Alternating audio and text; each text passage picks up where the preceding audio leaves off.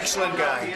Yeah, Don McGahn's a really good guy. I knew he was going also, as you know. I had to approve it. Any concern about what he said to the Muellers? No, none of it.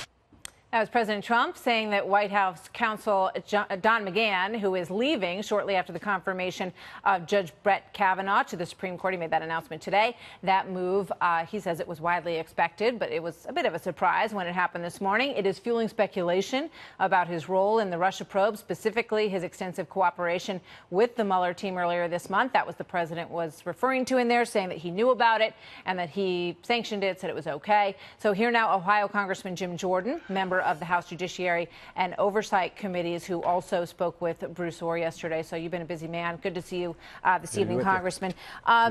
Chuck Grassley was very concerned about the White House losing Don McGahn. He said, I hope it's not true McGahn is leaving White House counsel. You can't let that happen at real Donald Trump, he included in there. What do you say about that? I think Don McGahn's a darn good lawyer. I think he served the president well, but if he wants to leave, and the White House is fine with that, and the president's okay with that, then that's a White House decision. I think the president's got a good legal team around him, Mr. Giuliani, Mr. Flood, and a host of other folks who are helping him out. And I think what we do know is Mueller's investigation now, 15, 16 months, not one bit of evidence, not one bit of evidence that there's been any type of coordination between the Trump campaign and Russia to influence the election. All right, but you haven't seen the report yet, so you don't really know what Robert Mueller has yet. We don't know, but come on. I mean, everything we've heard, there hasn't been, but we've learned all kinds of things about what the FBI did wrong, and we learned some more of that yesterday when we deposed Mr. Ohr. Yeah, so you spoke to Bruce Ohr yesterday. The president said this about him in a tweet: how the hell is Bruce Ohr still employed at the Justice Department? Disgraceful and witch hunt. Rachel Maddow last night was very concerned about the Department of Justice potentially losing Bruce Ohr, and you guys grilling him yesterday behind closed doors. Here's what she said. I don't know exactly what these targeted attacks by the White House and congressional Republicans will ultimately do to the capabilities of the Justice Department and the FBI when it comes to fighting things like Russian intelligence operations in the United States and Russian organized crime and Russian money laundering through American real estate.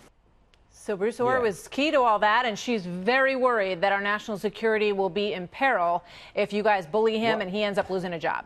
What we should be worried about is Bruce Ohr, senior official at the Justice Department's wife, was working for the firm hired by the Clintons to put together the dossier. And we know the dossier was the key to all of this. And Bruce Ohr, Peter Strzok told us in the hearing 5 weeks ago, Martha, Bruce Ohr is the guy who funneled parts of the dossier to the FBI. His wife's working for the Oppo research firm Fusion GPS, who's been hired by the Clinton campaign.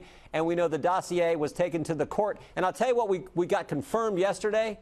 When they went to the court, the FBI knew three important things, and they didn't disclose this to the court.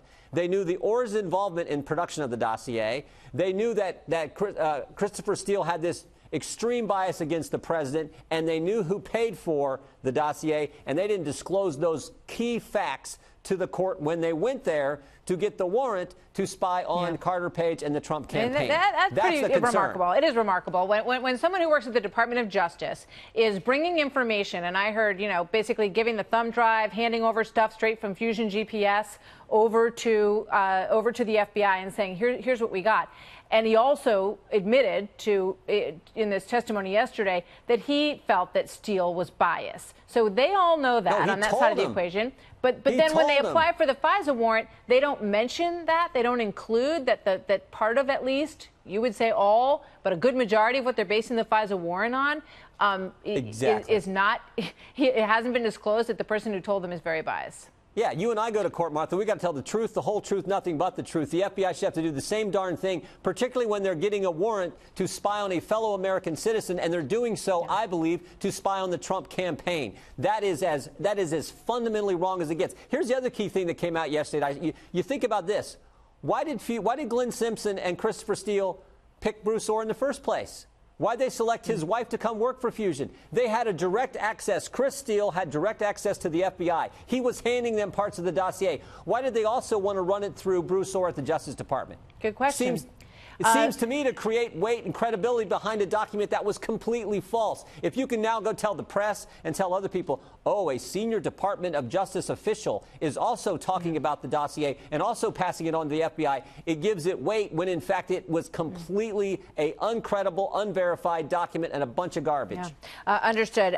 So the ranking members of your committee, Mr. Nadler and Mr. Cummings, put out a late statement today. They say, we can understand why Republicans are increasingly desperate to create a distraction and undermine the Department of Justice as a hedge against what the investigators might find. Your thoughts, and then I have one more question for you before I let you go. Desperate. Rachel Maddow and Mr. Cummings, Mr. Nadler need to look at the facts. Comey was fired. Andy McCabe lied 3 times under oath, faces a criminal referral, fired. Jim Baker, former chief counsel, demoted and then left. Lisa Page, FBI counsel, demoted, then left. Peter Strzok, deputy head of counterintelligence, demoted, then left. Sally Yates, fired. Bruce Ohr, demoted twice. These are the key people who ran these investigations. Tell me any other time you've seen a federal agency where that has taken place with the key people at the top who ran the Clinton investigation and who started and ran the Russian investigation. That's the biggest problem. And what we're trying to do is get the answers and the facts so that you can report them to the American people and the American people can fully understand just how bad it was at the top of the Justice Department when this happened. All right. Let me ask you one more thing. You mentioned Sally Yates. We get a lot of questions about her potential role. Bruce Ohr worked for her. We know that she signed one of those FISA requests. Did she come up yesterday, and did you learn any more about how they may be connected in any of this? Well, we're not supposed to. Yeah, we're not supposed to get into the specifics about it. I will tell you this. Bruce Ohr did talk to key people in the Justice Department, particularly on the FBI side, people's names you've talked about, people's names who've been out there, and that was a revelation. And he talked to them early in this process. They were fully informed early on what was happening with this dossier. All right. We'll see where it goes from here. Congressman Jordan, thank you. Good to see you tonight. You bet. Thank you.